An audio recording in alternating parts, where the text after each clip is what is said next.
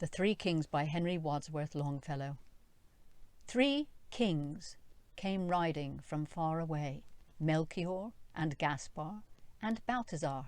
3 wise men out of the east were they, and they travelled by night and they slept by day, for their guide was a beautiful, wonderful star.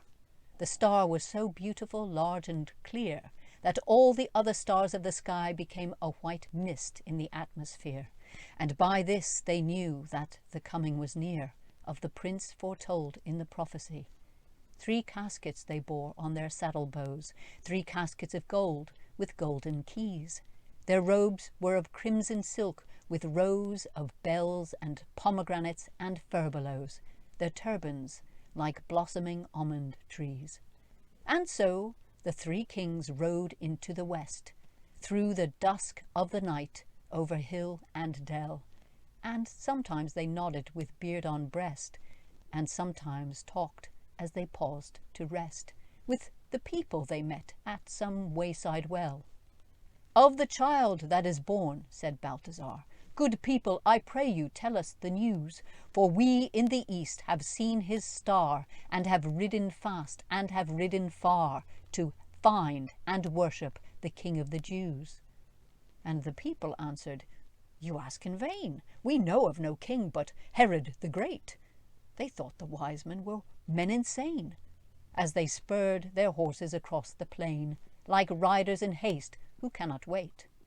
And when they came to Jerusalem, Herod the Great, who had heard this thing, sent for the wise men and questioned them, and said, "Go down into Bethlehem and bring me tidings of this new king." So they rode away, and the star stood still, the only one in the grey of morn. Yes, it stopped. It stood still of its own free will, right over Bethlehem on the hill, the city of David where Christ was born.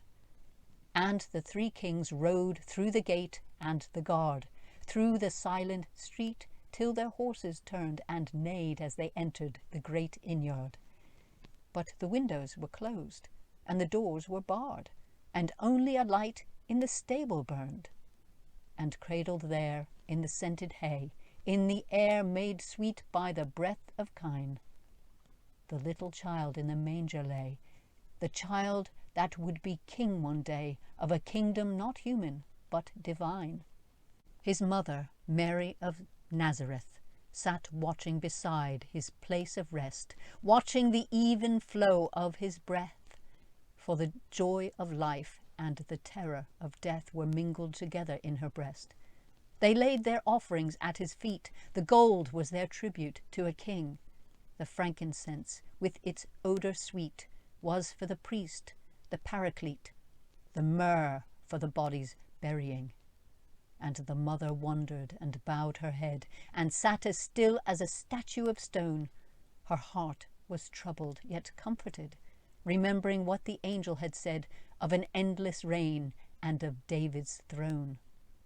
Then the kings rode out of the city gate, with a clatter of hooves in proud array.